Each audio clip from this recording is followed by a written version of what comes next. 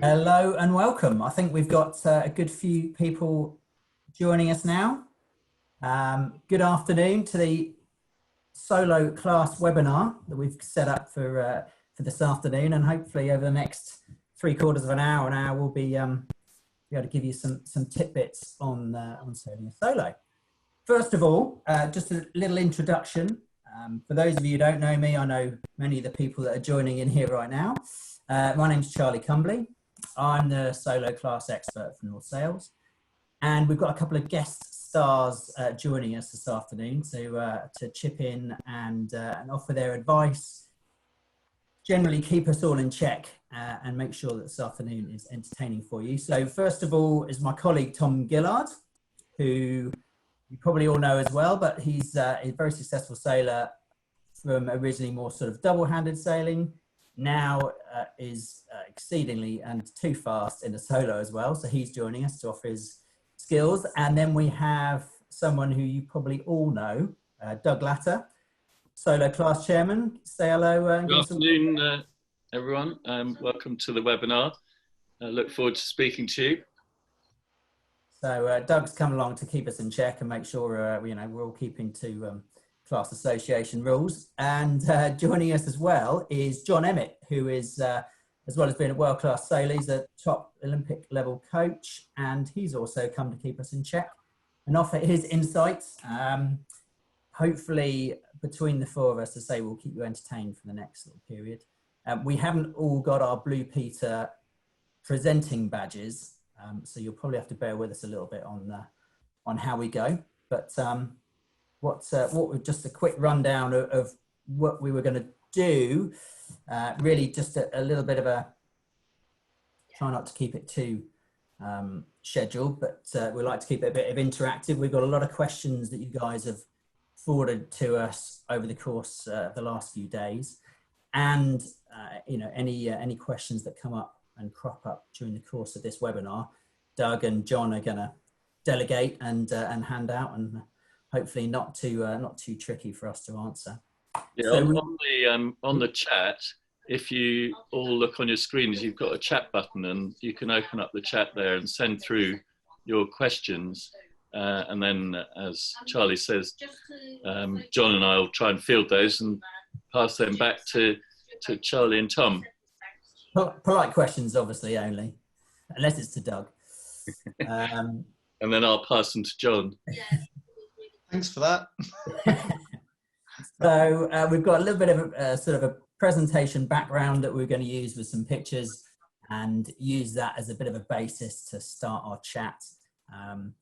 Roughly speaking, we were going to do a bit of a start from the beginning, onshore setup, then rolling through into a bit of upwind sailing. Hopefully get some ideas and some tidbits to get you going faster upwind. And then I would sort of deal with the upwind part predominantly. You guys will chip in as well, and then we're going to switch on over to sailing downwind, and Tom Gillard's going to take that on and dominate that bit. But again, we're going to chime in with some ideas. And so let's further ado, let's get cracking. I am just going to sort of scan over this bit of info because it's all available online, on the website, on the tuning guides, and it's also the least important part of anything, actually.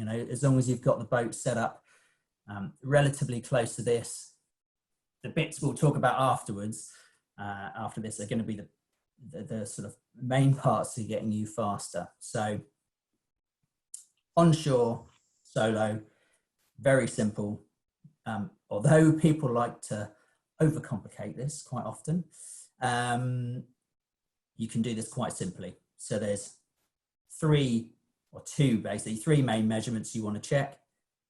Mast heel, we've got it up here on the screen, measured from the front of the mast to the back of the transom.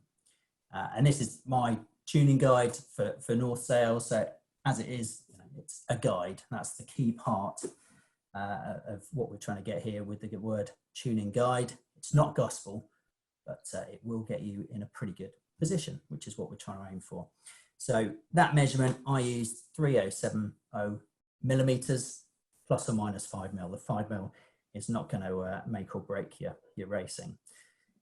So that's sort of part one. That's the first time you're going to get your tape measure out. And this is the second one, which is your mast rake. This will obviously be led by your forestay tension, adjusting your mast rake. And this is as simple as pulling a halyard up your mast with a tape measure attached to it. And what we do is put the halyard down the side of the mast and measure to the top of your blue or black band. And that should be, as you can see in the picture, 5030. And the reason we do that, that 5030 measurement is simply the distance between the two bands. And it just means you can replicate it on every mast, depending on if your halyard stretches or your wire rack is in a different position, whatever it might be, you can always get it on every boat to 5030. And then you just take it to the back of the boat, measure the mast, straight from the mast head down to the back of the transom. And I use a mast rake of 5940 millimeters. And there you have it. That is all you need to do to get your solo up and running. So, as I said, we'll kind of scan through this. Tom, do you do anything differently to this? No, I just copy the tuning guide exactly. Give or take 5 mil. Yeah, that's about exactly what I do really. Just follow the tuning guide. Yeah, and that's So, something that people find a bit tricky is actually finding out where the front of the mast is, because there's a mast in the way and there's a deck in the way. Any tips on where you can look at it so you can actually try and get lined up for the front of the mast? Yeah, so what you can do is basically take a measurement. I think this is a Seldom D+, and they've probably got on their website, I think, the chord depth basically from the measurement from the front of the mast to the back of the mast.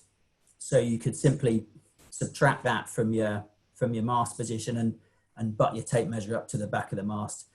It's a bit of an odd way of doing it. I think it's a bit of a soloism that's been like this for years. So I haven't changed it, but the measurement of 3070, whatever, from the front of the mast, I think it's because some masts were round, some masts were oval, etc., etc. So yeah, I think that's the best way, is whatever mast you've got, just measure front to back, and then you can just tape your tape measure to the back of the mast, and that should help simplify things for you. So once you've got your mast rake set up, there you are. The only thing you can then adjust, obviously, you've got your forestay in its fixed position. That's what's giving you your rake measurement. And then you've got your shrouds.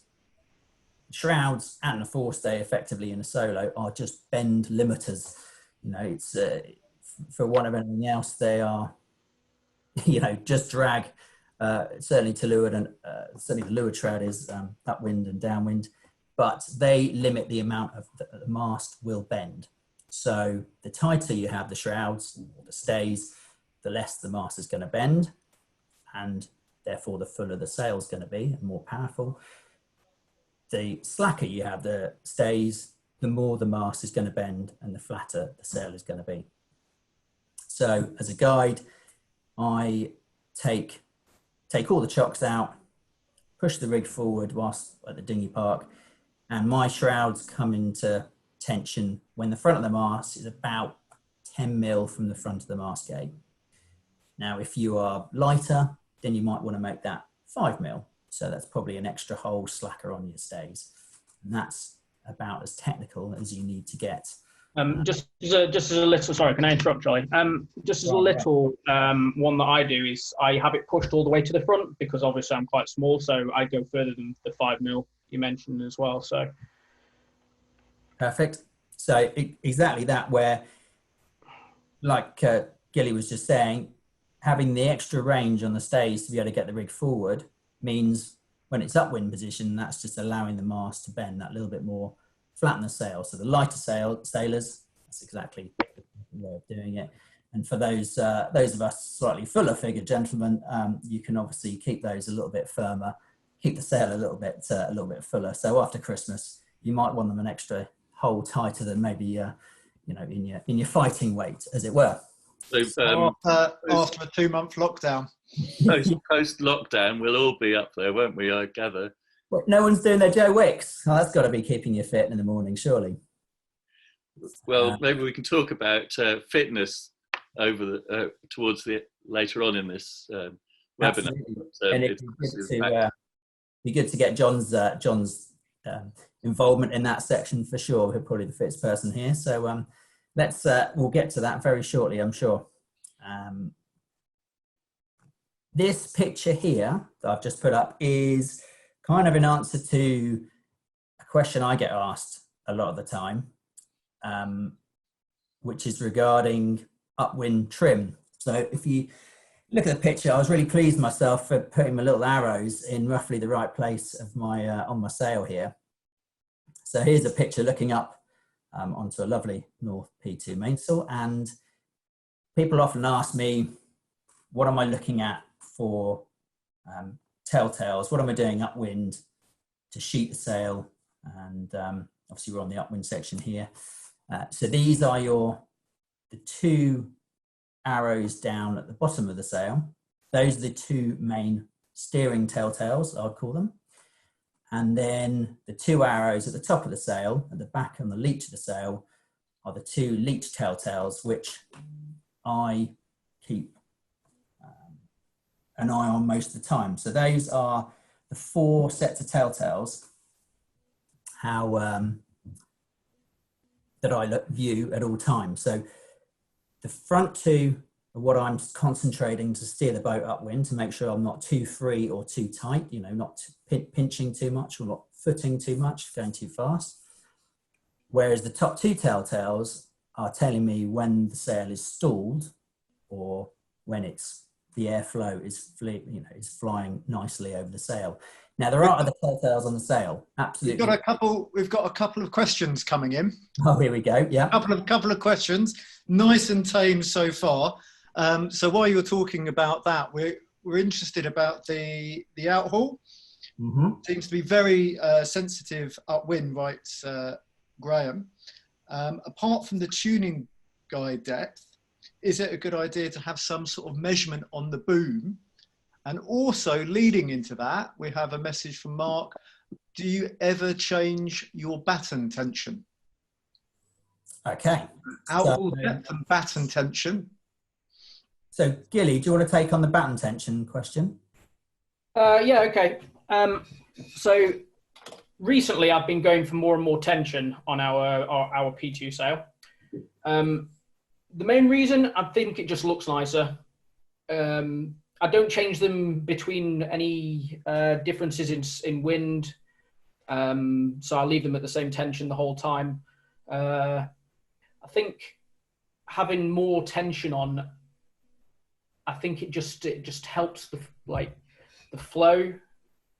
The leech telltales seem to stall a bit more in like the medium stuff, so you seem to get a bit more height. And yeah, I mean, I used to have them really loose, and I've just been experimenting recently, and I've just pulled quite a lot on. So you've got a crease, kind of a knuckle either side of the batten and it almost S's when you put the Velcro tensioner on. Yeah, and it just kind of, when you've got it laid flat on the floor, it just creases either side of the batten pocket. And this is basically what I'm looking for. Yeah, that's pretty much how I do it as well. As a bit of a guide, if you go upwind in sort of 8 to 10 knots and pull the main sheet on hard, if you look at the windward side of the batten pocket, if you're getting little wrinkles, that suggests you're a little bit light on batten tension. As a guide, I kind of like Gilly, have them pretty firm, so that if you go up we have the little Velcros on the leech of the batten. And if you push those in with your 2 thumbs, I wouldn't really expect those Velcros to slacken. You know, there'd be enough tension in there that you can't really sort of push them in. I'm not suggesting you need to get your foot against them, but just with your thumbs and you know, with the 2-to-1 Velcro, that'll be plenty to keep it nice and smooth and sort of maintain your batten tension nicely. And what about the outhaul? What about the outhaul depth, specifically about upwind? Okay, so outhaul depth it's probably the control I adjust the least, actually. Max, and it's different to me. I always look at the depth in the middle of the sail as opposed to looking at a marking down the end of the boom. Just because of where my eye is, it's easier to see. However, I can also see, appreciate that if you're looking at the boom, having some markings down near the clew of the sail is an easy sort of a reference guide to having your outhaul on. So are you talking about going halfway down the foot of the sail, or are you talking about the deepest part of the foot? Because I guess they're not the same. They are in the solo. It's not in the foot. It's not too different. I mean, I'm looking at the middle of the sail, so pretty much above your main sheet blocks on the boom.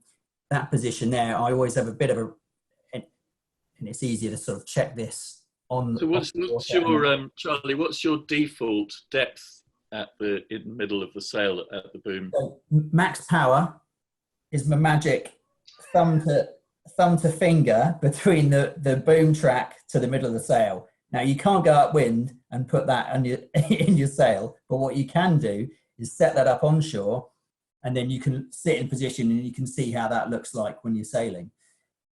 That is your max power.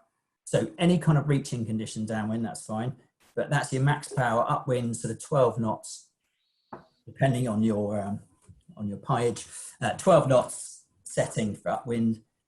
Obviously, as the breeze increases and you're looking to depower, I flatten it out to the point where there's a crease along the foot.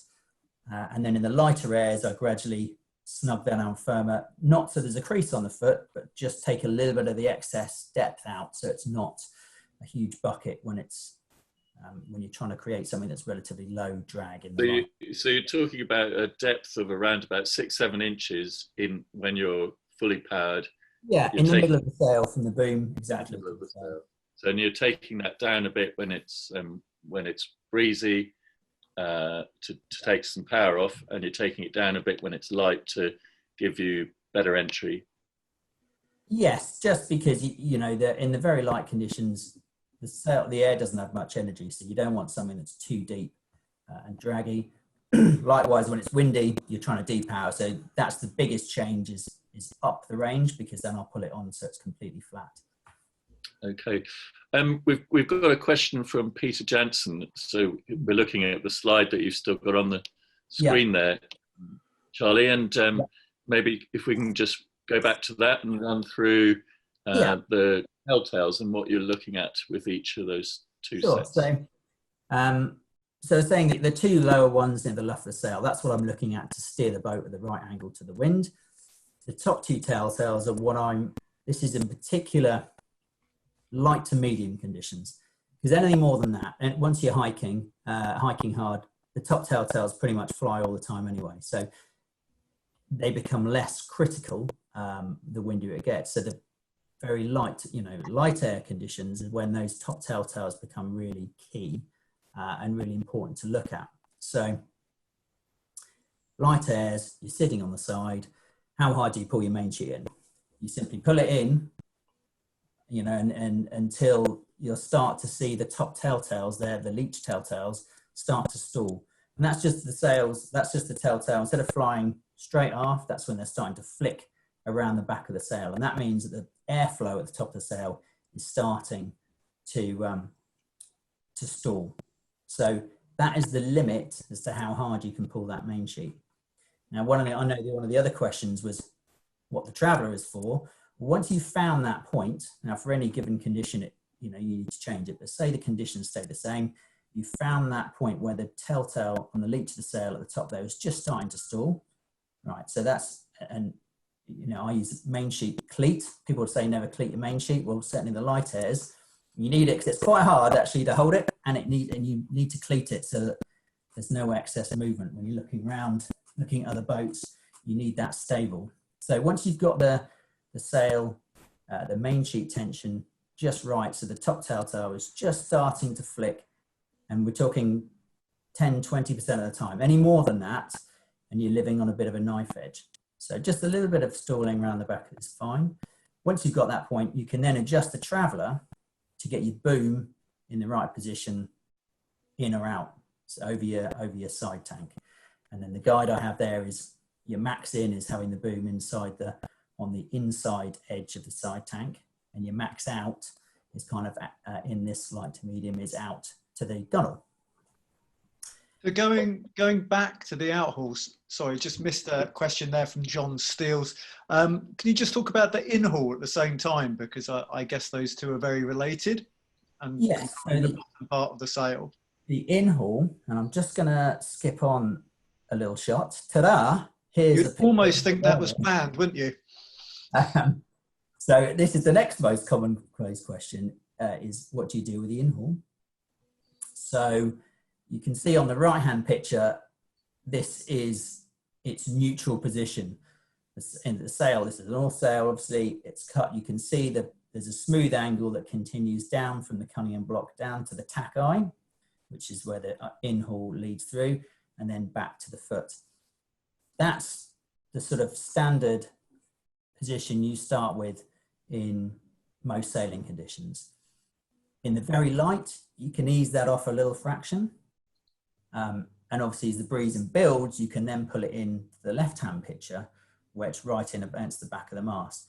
And what the in-haul does, it acts like a mini cunningham, and it kind of, just to go back to the other picture, it affects this area here. So where I'm screening up to, pretty much to your second batten, down to the front, sort of third front half of your sail. This is the area, and it's exactly where those steering telltales are. That's the area that the in-haul really affects.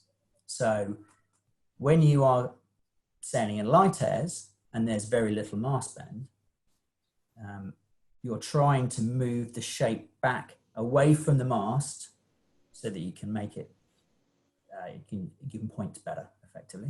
As the breeze builds and it gets choppier and the mast bend increases, you then start pulling that in-haul back, or sorry, pull it forwards into the back of the mast, which pulls the shape forward in this area here. Now the cunningham is obviously doing a similar job when you're pulling the cunningham on, but that has a bigger effect up the sail. The in-haul is a much more sort of subtle part, which is, I know some people have a fixed in-haul, just a little strop around the mast, which is kind of, you're trying to hedge your bets for the best of all worlds. But more and more people have now got that adjustable in-haul, so you can create the little effect to help your steering area in the bottom of the sail. Because presumably you want to drop it off for going downwind, you want to have that adjustment. Yes, so when I said at the beginning of the outhaul, that's probably the least used control, because unless the conditions are variable, once I get the outhaul set for my upwind, that's pretty much where I leave it. And all I do around the top mark is then just knock the in-haul out the cleat, fairway, and that creates the extra depth in the bottom of the sail. So, and then at the bottom of the mark, I'm just simply pulling that in-haul back on again and not really touching the outhaul. So there you go. Does that help? Charlie, there's a lot to think about there, isn't there? So we've talked about the traveller, the leech, and the other telltales. We've talked about the in-haul. We've not covered downhaul, but we haven't really got into any windy stuff. But we haven't mentioned the kicker. So which is this transition point between using the kicker and using the main sheet to create leech tension? Yeah, so the crossover is pretty much when you start to get overpowered. Now it's a little bit sea condition dependent, but it's a fundamental guide. If you're sailing upwind with in the traditional sense with main sheet and the traveller system, what's happening is there's very little force trying to bend the mast. The only bit that's trying to bend your mast is your leech tension. So you've got a quite straight mast, quite a full sail. So that is your kind of max power condition. As you get to the point where you can't keep the boat flat anymore, you're having to depower, that's then the condition where you pull the kicker on, because the kicker's doing two things, because it's acting on that angle. It's, as well as pulling the boom down, it's also pulling the boom forward, which is forcing the middle of the mast forward and bending the mast. And the more you bend the mast, the more you flatten the sail. So that is the point where I then switch from using the main sheet and the traveller to using the kicker. As you pull the kicker on, the boom naturally moves outboard. That's just the way the dynamics and the geometry of everything works. So at that point, I just pull the traveller into the middle of the boat and forget about it. Because I like things keeping things simple, because I'm simple. There was a question presented earlier from Tom Welts, who was asking, in addition to all those factors that we talked about, the helm's position in the boat, fore and aft, and centreboard position. Yeah. So I was going to try and add that, and then I didn't have any photos in my little stockpile, and I didn't have my boat in my driveway, so we'll have to talk about that. But so helm position, light conditions when you're sat in the boat. I kind of have my forward bum cheek perched up against the traveller. You don't really need to go any further forward than that. So your bum cheek on the traveller, and then as you get into hiking position, you can just be hiked with your front leg next to the traveller. And I don't really, if it's really choppy, I might move my body back 2 or 3 inches, but I don't make a vast change. I don't know about any you guys going upwind. Whether you, John, when it was really windy at the Nationals, were you changing your body position a lot from the lighter day at the beginning to the end, or were you pretty... I think the main thing was to try and get my head as far away from my feet as possible. When you're 5.5 foot tall, that's quite hard to do. Just to show it's live, that's my doorbell. I was trying to keep as far back from the spray, but maybe that was the wrong thing to do. Don't want to ruin your hair. I mean, normally most boats upwind will have the widest point, which is pretty much where you want to be hiking out from. But the other thing, a lot of people ask, how do I make hiking more comfortable? And I think the easy answer to that is to get a trapeze boat. If it's comfortable, you're not doing it right. Very, very apt there, yes. That's the most disappointing answer to anybody's question, is how can you make a single-hander go fast, the easiest or the quickest way? And that's generally to hike harder. But if you make it go really quickly, you get to have more rest. that's the positive. It's not going to hurt any less, but the pain's going to stop quicker. So that's your motivation. But in terms of upwind and hiking, obviously, Tom, you're of a lighter disposition, and so are you using any different techniques that make a difference to your speed upwind? Not really. I mean, apart from just hiking hard, I just pull a lot of Cunningham on. I mean, centreboard is another one. I probably pull that up quite far, just enough so I don't slip sideways, but a lot of centreboard up. But yeah, a lot of downhill. Cunningham just, so the technique I use to pull the Cunningham on is I take a wrap of the loop, the Cunningham around my hand, and then I put my foot against the thwart or the traveller, and then pull it on as hard as I physically can. And sometimes I have to sit on the floor to do so. And your Cunningham block, if you've got a wire halyard, your Cunningham block should be nearly touching your tack. That's how far you should be pulling it on. And I use it as an all-on or an all-off control. So I don't really just take the creases out neither. I go from none to all of it. And yeah, just hike hard, because it goes fast then. Well, a question to you both really comes from Stash Lewicki, who says that he finds himself not always going in the right direction. And what tips for shortening the length of the beat can you come up with? I think this is quite a long topic. I think there's a few people, John, you've got a book out actually that would probably help on this one. There's a few books out there. I think you want to be on the tack that allows you to point closest to the windward mark. As you said, Charlie, keep it simple. Yeah. If one tack's pointing closer to the windward mark, everything else being equal, that's what you should be doing. Yeah, and that's the same downwind as well. If you're unsure, get on the tack or the jibe that gets you closest to your end destination. If you do that constantly, barring anything else, you'll be in half decent shape for sure. There you go, Stash. You've had your answer. Use a compass. Yeah, exactly. Check your compass, or if you're sailing inland, check where those you're pointing in that same sheep, or if you're getting headed or lifted. Stephen Holcroft is yeah. asking about weather helm, about going upwind in breezy conditions. He says he's getting quite a lot of weather helm. How can he best reduce that? Raising your centerboard. So that's probably the one biggest factor is that dominates how much helm you have in a solo, is how much centerboard you have down. So the more board you have down, the more weather helm you're going to have. And what I say to people, if you just kick it forward so it's half up and go upwind in 20 knots, and you'll realize how much easier the boat is to sail. There's a big difference. My top tip for most single-handers is a lot of people don't have the boat as flat as they think they've got the boat. And that's almost a universal truth for weather helm. So if you're getting tired arms because you're pulling the tiller towards you all day, going upwind, chances are the boat's not as flat as it needs to be. And I know it's another one of those things that sound very simple, but actually to have the boat flat, it would feel on top of you. I don't know why that is, but that seems to be a universal truth. Yeah, I would agree with that. In fact, one of the slides coming up is exactly that about heel angle.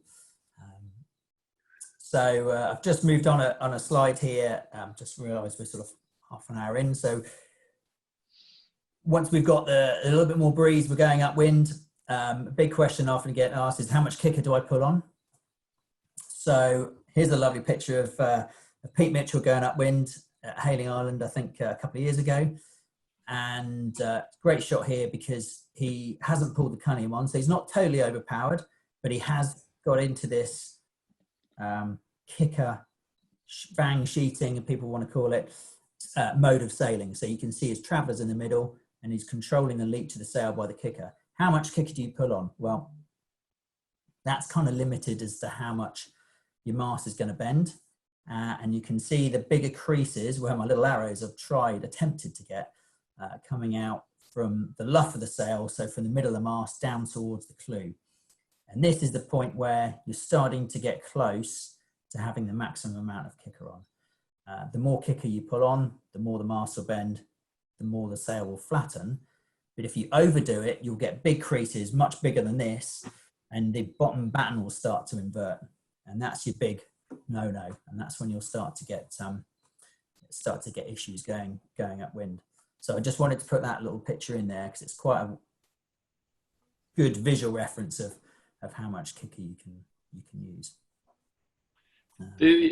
At Garda, was it last year, the year before, where it was fairly breezy and you were romping away as you do, Charlie, I and a few of the other guys noticed we had quite a lot of backwinding just around below the first batten, and in that area. Did we maybe not have enough Cunningham on? Did we have too much kicker on? What do you think about that? I think if you've got backwinding, it sounds like you're trying to pinch, which means effectively your sail is too deep. So I would say what you need to do is flatten the sail so you can bear away a bit more, pressure up what sail you do, the flatter sail you do have, and that will enable you to go a lot faster through the water. So generally, as a bit of, again, a sort of a fleeting statement, is the guys just off, the very fast guys probably use their controls less than the guys sailing the boat really fast. And often people say, oh, they make it look really easy when it's windy. Well, they've made it really easy because they've made this boat a lot more manageable. They flatten the sail out with the sail controls. So Charlie, as a sailmaker, you're obviously going to get a sail a lot flatter when it's brand new and crinkly straight out the packaging. When is it time to change that sail? Listen, I thought you'd like this question. I was hoping for a slightly longer answer. How long is a piece of string? I think one of the there's the distance between both ends. I think there's a key part where most people in in solos now use laminate sails. Two things they do, which is different to sort of Dacron sails of past, is laminate sails shrink, whereas Dacron sails stretch. And yes, laminate sails will sort of stretch, but nothing like as much as a Dacron, you know, the white sailcloth would have done in the past. So one thing you'll notice is over time, and you probably don't notice it so much because you're looking at it all the time, your sail will start to get flatter, and also the shape moves back in the sail, and that's the same in any kind of sailcloth. So I think we should, just look at where the shape is in the sail. I'm just going to very quickly go to the earlier picture. You see the maximum depth in the sail is about halfway back. As the sail ages, it gets further back. So that's one thing just to keep an eye out for your sail ages. We're kind of moving on here. So I'm going to move on to Gilly to let him have a little talk about downwind, so we don't get too focused on the upwind. Gilly, over to you, mate. Sure. Okay, so we're just looking at some light air running, as you can see on your screens. Charlie's sat nice and far forward. I would probably sit in the same position. I mean, you're going to also have a bit of windward heel, as Charlie's doing. What I'm looking for downwind is not to sail dead downwind. A lot of the time, I try and take the shifts downwind. So just keeping the boat speed on, especially in light winds. Nice loose kicker. I mean, every time your boom sort of pops over a wave, you want to be seeing the kicker go completely loose. The centerboard wants to be nice and raised. And yeah, you just want to be watching the fleet and where you are in relevance to the leeward mark. What's your main reason for that windward heel, and how do you judge it? I just sort of watch the boom kind of coming in. So just as it starts to fall in, I know you've got a piece of elastic kind of pulling it to the front, or most people have. I forgot that bit. Sorry. Yeah, so there's a piece of elastic that's on the boom that pulls the boom out for you. But it depends how much elastic tension you've got on. But I would just watch the end of the boom sort of coming in. So. Cool. And do you ever get asked about how tight you should have the elastic? I know that's a topic. I just, a lot of people don't have the elastic, and I use it quite a lot to keep the boom out, because obviously when you're sat to windward, the boat rolls over on top of you, but you need to have enough tension in that elastic that it holds the boom out. The detriment of the downside obviously is it's at an angle that's also pulling the boom down, so you're tightening the leech.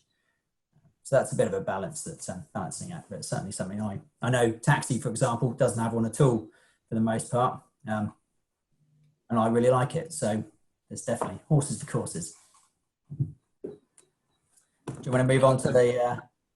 Nigel Appleton is asking about the centerboard in that last photo, because he says that to him it looks quite far down. Is that, he's asking whether that's for stability, or whether if he was sailing inland he would have less down, or your thoughts on that? So I think in relevance to how high or how low you have your centerboard, I'd say is based on wave state and whether you want to be steering to get around waves or surf waves. In those sort of conditions, I would have it fairly far up, but not too far to be able to not steer. So I probably have more down than most, just because I like steering around waves. Yeah, so.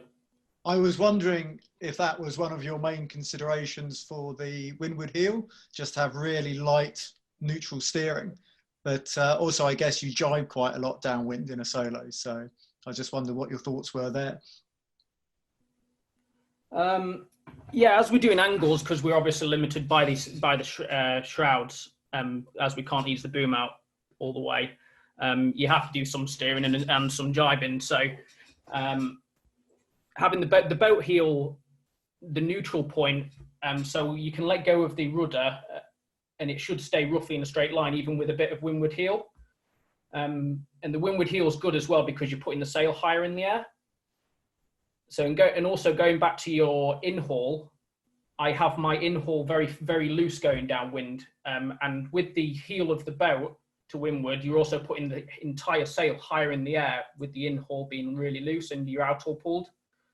So I'm just effectively hoisting the whole sail higher in the air. So I thought that's quite a good point. Nice. So what sort of angle are we talking about from the dead downwind, Tom? And how does that vary as the wind goes up? I'd say it depends on sea state and how shifty it is as well. I mean, if you can transfer from gust to gust, I mean, you're doing a lot bigger angles. On sea, you're almost dead downwind. Because we have another question here from Nick Marden. Would you ever sail by the lee? On some occasions, once you start surfing, I think would be the answer to that question. If you can get on a wave, then yeah, I would say you can go by the lee. To go by the lee, you need to let a lot of kicker off so the boat becomes unstable. But I mean, that just takes practice.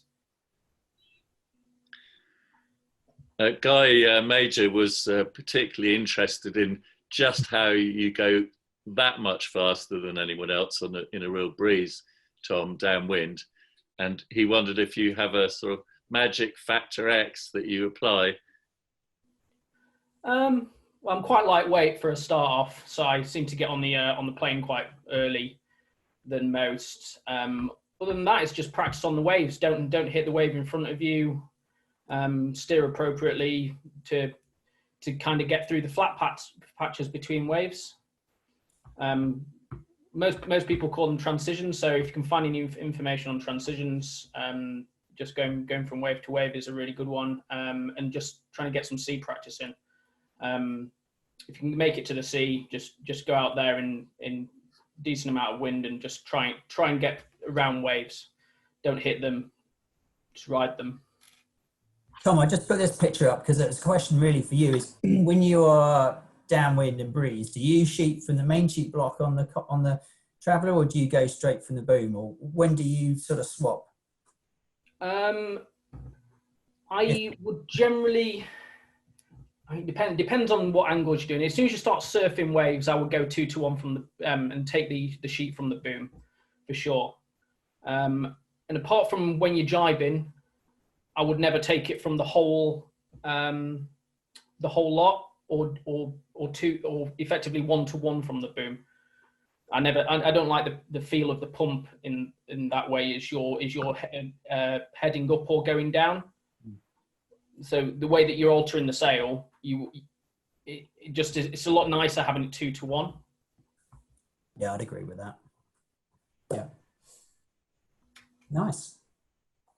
Very good. Well, I don't know if there are any more questions from the audience, the participants, but I think there's been a huge amount covered in a relatively short period of time. There's just for information, there's 125 participants joined in today, so that's quite amazing, and another solid sign for the solos and the popularity. I think we're most likely to be looking at doing another one of these in a fairly short period of time, so watch all the social media and so on for the next one. And just a little sneak peek announcement, we're going to do a prize draw for just a couple of small bits. Maybe if you're lucky, a t-shirt like the one I'm wearing, or something similar during the next one, for all the fully signed up members of the National Solo Class Association.